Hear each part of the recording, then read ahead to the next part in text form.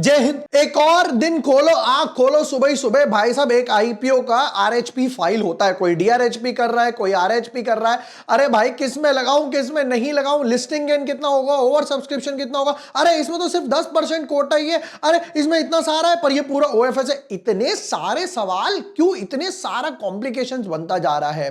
कोई प्रॉब्लम नहीं है, एक और आईपीओ आया है। इन्वेंचरस नॉलेज करके कंपनी का नाम है। क्या नॉलेज देगी हमें, क्या नहीं देगी, देखते हैं आईपीओ के एनालिसिस में।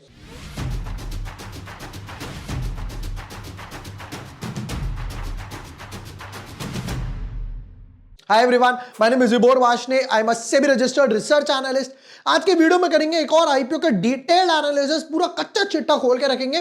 बिजनेस मॉडल, पैसा कहां जा रहा है, वैल्यूएशंस क्या है, फाइनेंशियल्स क्या है, और सबसे इंपॉर्टेंट पॉइंट, हमें लगाना या नहीं लगाना, क्या फुल फोर्स में लगाना है या फिर छोटा छोटा दूर से ही राम राम करना है, देखते हैं आज के एनालिसिस में। But yes, before moving ahead, अगर अभी तक आपने चैनल सब्सक्राइब नहीं किया है या न्यू यूजर हो, यहां पर ना सारे आईपीओ का एनालिसिस है वो मैं डालता जा रहा हूं, कंपैरिजन वगैरह भी मैं यहां पर डालता जा रहा हूं। जैसे हम लोग यहां पर बात करें तो विशाल मेगा मार्ट, एक काम करता हूं टेबल खोल के लेकर आता हूं आपके लिए। विशाल मेगा मार्ट के एनालिसिस डाल दिए, साइन लाइफ साइंस के डाल दिए, वन मोबिक्विक के डाल दिए। अब बारी है इन्वेंचरस नॉलेज सॉल्यूशंस की, जो कि इसके आसपास ही आ रहा है। सेम ब्रैकेट में आ रहे थे ये 11 से 13, ये भी मैं ऑलमोस्ट सेम ब्रैकेट में ही मानूंगा, क्योंकि 90% इन तीनों के फंड्स इन्वेंचर्स के फ्री नहीं होने वाले। तो यहां पर इसका ओवर सब्सक्रिप्शन इंपैक्ट होगा ही होगा। बट आगे बढ़ते देखते भाई कंपनी करती क्या है, क्या काम है। Incorporated in 2006, Inventurous Knowledge Solution, that is IKS, provides services to healthcare enterprises such as handling administrative work. The company helps doctors and other healthcare providers by handling their paperwork, administrative task, health offer services such as clinical support हो गया, medical documentation services, virtual medical scribing and more वगैरह हो गया। तो ये बोलते हैं कि भाई जो आप एक काम करो, आप मेडिकल का काम वगैरह करो, ऑपरेशंस वगैरह हो गए, सर्जरी वगैरह हो गए, ओपीडीज वगैरह हो गए, हम बाकी जो पेपर वर्क है, बाकी पेपर वर्क हमको आउटसोर्स कर दो, वो हम अच्छे से देख सकते हैं। उसके लिए हम अपना स्टाफ लगा सकते हैं, जहां पर आपको I should say non medical staff की जरूरत है। फिर कहते हैं the company is a health care tech company that helps make it easier and faster for patients to get the care they need while they're reducing the administrative burden on healthcare providers. फिर उसके बाद offer a platform that enables healthcare enterprises in OPD and inpatient care वगैरह। तो outpatient और inpatient department जो होता है, यानी जो बाहर से डायरेक्टली आ रहे हैं या जो हॉस्पिटल में विजिट कर रहे हैं, उनके लिए सर्विसेज वगैरह प्रोवाइड करते हैं। फिर उसके बाद क्या बोलते हैं, IKS serves over 778 healthcare organizations, including health systems, multi-specialty medical groups, and ये वो कुछ की क्लाइंट्स है, मास जनरल, ब्रिंगम, टेक्स हेल्थ हेयर का हो गया। फिर उसके बाद द GI अलायंस वगैरह, ठीक है, ये सारी तो वैसे बाहर की कंपनीज हैं। फिर उसके बाद बोलता है 13,000 इंप्लॉइज हैं, बाप रे, इंक्लूडिंग 2600 क्लिनिकल ट्रेंड प्रोफेशनल्स और कंजल्टेटिव सेल्स फोर्स हो गई, जो काम करती है यूएस, कनाडा और ऑस्ट्रेलिया में। यानी इंडिया में इतना इनका मेजर काम नहीं है। इसी टाइप का एक आईपीओ आया था अभी, राइट, जिसने कुछ इतना मैसिव रिटर्न्स नहीं दिया था। चलो एज ऑफ नाउ यहां की बात करें, देख के ठीक लग रहा है। एक अच्छी बात है, सेक्टर एवरग्रीन है, right, being very very very honest and upfront, थोड़ा सा मुंह फटो के बोलूं भाई, देखो लोग जितना सड़ा गला खाते रहेंगे उनको बीमारियां होती रहेंगी, वो हॉस्पिटल की तरफ भागते रहेंगे, लाइफस्टाइल ही इतना बिजी वगैरह हो गया, राइट। अब दूसरी चीज यहां पर क्या आ रही है, जितना ये हॉस्पिटल पे बर्डन आएगा उतना इनका काम बढ़ेगा, अगर मैं आईपीओ की तरफ से देखूं। बट एक छोटा सा एक टिप दे रहा हूं, मैंने 2021 में 2020 के आसपास बात करूं, जब लॉकडाउन वगैरह था, 5000 स्टेप से मैंने स्टार्ट करा था डेली, ग्रेजुअली मैं उसको 7000 पे लेकर आया, ग्रेजुअली 10,000 पे लेकर आया, और अभी वो समवट अराउंड 11-12 हजार के आसपास डेली का है। अब एक साथ नहीं चल सकते, समझ आता है, इंसान है, कोई मशीन थोड़ी है, तेल डाला थोड़ा थोड़ा, चलो 2000 स्टेप्स वगैरह हो गए, फोन पे बात कर ली, किसी फ्रेंड वगैरह के साथ चल ली, 2-2000 स्टेप्स वगैरह करके चल सकते हो। चलो बीच बीच में ये सब मिलता रहेगा आपको। कुछ इंपॉर्टेंट डेट्स वगैरह के ब्रैकेट पे आना ही पड़ेगा अब की बार। तो आईपीओ ओपन होगा 12 तारीख को, फिर थर्सडे फ्राइडे आईपीओ रहेगा, फिर सैटरडे संडे आ गया, ये क्लोज होगा 16 तारीख को। वो 3 आईपीओ का जो अलॉटमेंट है वो 16 को आएगा और रिफंड आएगा 17 को। तो 95% चांस है कि फंड फ्री नहीं होगा। इसकी अलॉटमेंट आएगी 17 तारीख को, रिफंड आएंगे 18 को और लिस्टिंग होगी 19 तारीख को। ठीक है, बताओ भाई वैल्यूएशन क्या लेकर आए हो? अरे भाई बड़ी महंगी लग रही है तो कंपनी कहती है कि जी फेस वैल्यू है ₹1, प्री स्प्लिटेड है, प्राइस बैंड 1265 से 1329। इतना बड़ा प्राइस बैंड, मतलब ऑलमोस्ट 50-60 पॉइंट का फर्क रखा आपने प्राइस बैंड में।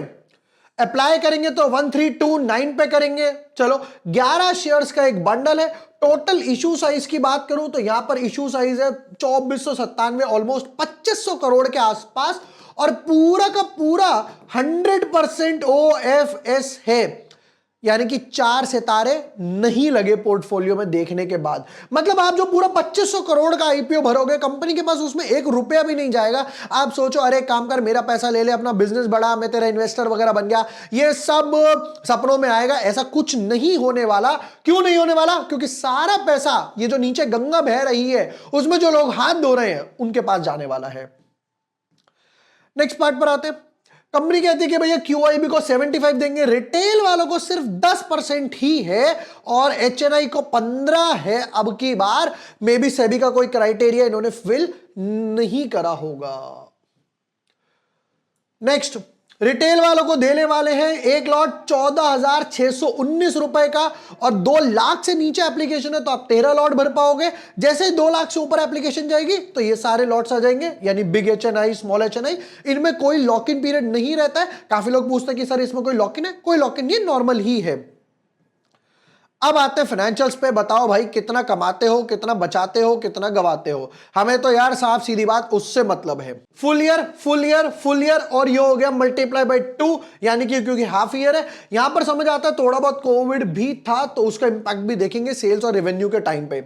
एसेट्स रुपीज इन सीआर है, 780 करोड़ के एसेट्स, 1000 करोड़ भाई साहब, 1000 से सीधा 3000 के एसेट। कैसा बिजनेस कर रहे हो भाई? 1000 के सीधा 3000, वो भी एसेट्स, क्या बात है।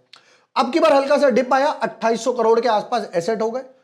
रेवेन्यू 780 करोड़ की रेवेन्यू थी, 1000 करोड़ की रेवेन्यू थी, 1800 करोड़ की रेवेन्यू थी, और अभी है हाफ ईयर में 1200, 1300, 2600 करोड़ के आसपास। तो सेल्स तो अच्छी खासी जंप हो रही है, नो डाउट। प्रॉफिट 780 करोड़ पे 232 करोड़ के आसपास का प्रॉफिट है। ऑलमोस्ट 20 भी नहीं, आई शुड से 20, 22, 30, 25% के आसपास पैट मार्जिन लेके चल रहे हो। इनफैक्ट उससे ज्यादा ही है, आई शुड से उससे ज्यादा ही है पैट मार्जिन। फिर उसके बाद हो गया 232 से 305 के आसपास। अब की बार यहां पर पैट मार्जिन में डिप आया, 1800 पे सिर्फ 370 करोड़ का प्रॉफिट है। अगर आप सेल्स देखोगे तो सेल्स देखो 80% जंप हुई, बट प्रॉफिट 80% जंप नहीं हुआ। कंपनी के मार्जिन में डिप आ गया। मे बी ये कह सकते हो कुछ कॉस्ट है जो फिक्स्ड कॉस्ट आएगी ही आएगी, उसको तो आप नहीं हटा सकते। और अब की बार 208, 416 और फर्दर डिप हो गए मार्जिन। बैक टू बैक 4 साल से मार्जिन डिप ले रहा है। बेबी बेसिकली क्या हुआ होगा, आपने किसी हॉस्पिटल वगैरह को, कंपनी में किसी हॉस्पिटल को सर्विसेज वगैरह दी, हॉस्पिटल ने बोला कि यार आप ना बहुत महंगी सर्विसेज दे रहे हो, अपने चार्जेस थोड़े से कम करो। आप जो चार्ज हमें देते हो हम वो आगे पास ऑन करते हैं, राइट? जो पेशेंट वगैरह आते हैं उनको पास ऑन करते हैं। अब भाई पेशेंट इलाज कराने आ रहा है, वो इतना मोटा बिल वगैरह थोड़ी भर देगा, बट उसके बाद इस पर गवर्नमेंट की नजर रहती है। अब यहां पर क्या हो रहा है, क्योंकि जब हॉस्पिटल ने देने से मना करा तो इन्होंने अपने हल्के से चार्जेस वगैरह रिड्यूस कर दिए। Next, borrowings. अच्छा, एक चीज अच्छी है कि बोरोइंग्स रिड्यूस हुआ है, यहां पर 1200 का 800 हो गया। मे बी यही रीजन है जो यहां पर आप देख सकते हो एसेट्स में ड्रॉप आया है। फाइनेंशियल्स को मार्क्स मिलेंगे 5 आउट ऑफ 10। 5 मिले क्योंकि यहां पर एसेट्स हल्के से डिप हुए। क्यों? क्योंकि बोरिंग्स डिप हुई, बट रेवेन्यू अच्छा खासा जंप हुआ, पैट अच्छा खासा जंप हुआ, बट मार्जिन जंप नहीं हुआ, जो एक नेगेटिव फैक्टर है। नेक्स्ट पार्ट पर देखते हैं जरा भाई कुछ इंपॉर्टेंट रेशियोज की तरफ। Return on equity 32 good, return on capital employed almost 32, debt to equity flat है, रिटर्न ऑन नेटवर्थ 32 सेम ही चल रहा है, प्राइस टू बुक वैल्यू 19, बाप रे हाई नहीं बहुत हाई है। पैट मार्जिन 20 हम लोगों ने ऑलरेडी कैलकुलेट कर लिया, पैट मार्जिन कहां 30% गिर गया 20% पे आ गया। ऑब्जेक्टिव्स कंपनी को एक भी पैसा नहीं मिलने वाला, क्यों नहीं मिलने वाला? क्योंकि पूरा का पूरा ओएफएस ही है। ऑलराइट, ईपीएस की बात करते हैं तो अभी करेंटली है 21 का, पोस्ट आईपीओ हो जाएगा 24 का, जंप आया अच्छी बात है। प्राइस अर्निंग अभी चल रहा है 61 का, ये ड्रॉप हो जाएगा 54 का, क्योंकि नंबर ऑफ शेयर्स तो उतने ही रहेंगे, जिसकी वजह से इसमें एज ऑफ नाउ ड्रॉप आ जाएगा। चलिए फाइनल क्रक्स पे ही आ जाते हैं फिर आईपीओ के, भाई क्रक्स क्या बन रहा है। चलिए ओवरऑल बात करते हैं सेक्टर से, सेक्टर डेफिनेटली अच्छा है, फाइनेंशियल्स ओके ओके, क्यों? क्योंकि भाई चलो समझ आता है, बोरिंग्स रिड्यूस करी, सेल्स बढ़ रही है, बट मार्जिन जो खटक रहा है वो सबसे बड़ा प्रॉब्लम है। मोस्ट इंपॉर्टेंट प्रॉब्लम है यहां पर अब दो। पहली प्रॉब्लम, पूरा का पूरा ओएफएस है। आप सोचो भैया ये और अपने सेक्टर्स वगैरह और हॉस्पिटल्स के साथ टाई अप करेंगे और ऑफिसेज वगैरह खोलेंगे, ऐसा कुछ नहीं होने वाला, क्योंकि पूरा ओएफएस है। नंबर 2, सबसे बड़ी प्रॉब्लम यहां पर बाकी 3 आईपीओ जो हैं वो यहां पर अगर ये अकेला होता तो डेफिनेटली ये बाजी मारता, 30 40 50% गेन्स देकर जाता, बट क्योंकि बाकी 3 आईपीओ आ रहे हैं तो इसने कहा भैया मेरे सामने कोई ऑलरेडी खड़ा हुआ है तो मैं उतना पैसा नहीं बना पाऊंगा। चलो अब समझते हैं पूरी बात। 13,000 रुपए का एक शेयर बहुत हाई है, प्राइस टू बुक वैल्यू के हिसाब से भी हाई है, और फुल ओएफएस जो मुझे हर बार खटकता है। पता है मैं एज अ इन्वेस्टर सोचता हूं जब भी कोई कंपनी केपेक्स कर रही है, कोई ऑलरेडी लिस्टेड कंपनी है, कोई केपेक्स कर रही है, फंड उठा रही है या डेट उतार रही है, तो आपको यार बड़ी अच्छी बात है, आगे आने वाले अच्छे क्वार्टर रिजल्ट्स वगैरह होंगे, कंपनी नई बिल्डिंग बना रही है, नया सोलर प्लांट लगा रही है, कुछ भी बोल सकते हैं, बट यहां पर तो कुछ ऐसा है ही नहीं। सेम Hyundai में हुआ, कोई मैसिव रिजल्ट्स वगैरह प्रोड्यूस करके ही नहीं गया वो। ओवर सब्सक्रिप्शन और लिस्टिंग गेन की बात कर लेते हैं फटाफट। देखिए ओवर सब्सक्रिप्शन मैं जो एक्सपेक्ट करूंगा समवट अराउंड 8 to 10 टाइम्स के हिसाब से होगा, मे बी थोड़ा सा हो जाए अगर मार्केट क्योंकि स्टेबल वगैरह नजर आ रहा है as of now. Listing gain की बात करते हैं तो लिस्टिंग गेन और अच्छे होते, 30-40 जैसे मैंने बोला होते, ऐसा है नहीं, क्यों? क्योंकि बाकी 3 आईपीओ आ रहे हैं, somewhat around I should say 9 to 15%, 9 से 15% के आसपास लिस्टिंग गेन होने वाले। तो मैं फुल फोर्स में तो डेफिनेटली अप्लाई नहीं करने वाला हूं। मैं सोचूं इसमें भी अप्लाई कर दूं, उसमें भी अप्लाई कर दूं, या सारा पैसा इसमें डाल दूं, ऐसा तो मैं डेफिनेटली इस IKS इन्वेंचरस नॉलेज के आईपीओ में नहीं करने वाला हूं। And again one more thing, हमारा जो फाइनल वर्डिक्ट होता है वो आईपीओ के दिन जब क्लोज होने वाला होता है 12 बजे 1 बजे। देखो यूजुअली क्या होता है, जो QIBs होते हैं ना वो 12-1 बजे के आसपास आते हैं, क्योंकि कॉस्ट ऑफ फंडिंग वगैरह लगती है। तो अगर उस टाइम पे QIBs आ जाएंगे तो हम भी बहती गंगा में हाथ धो लेंगे उनके साथ, हम भी आईपीओ अप्लाई करेंगे, जिसका फाइनल वर्डिक्ट मैं अपने ट्विटर और टेलीग्राम पे हमेशा डालता ही डालता हूं। तो जिसका लिंक टेलीग्राम और ट्विटर का मैं आपको डिस्क्रिप्शन और पिन कमेंट में देने वाला हूं। फ्री चैनल है, आप जाकर अभी ज्वाइन कर सकते हैं। और जैसे आईपीओ ऊपर नीचे होगा, हो सकता है मार्केट गेन हो तो ये लिस्टिंग गेन करके 15 से 20 25 30% बढ़ जाए, हो सकता है बाकी 3 का सब्सक्रिप्शन इतना ना इसका आ जाए तो लिस्टिंग गेन ऊपर नीचे चलेंगे। मार्केट डायनामिक है, जिसका अपडेट मैं आपको डेफिनेटली देने वाला हूं। वीडियो पसंद आया हो share with your friends, like and subscribe. Thank you for watching the video, lots of love.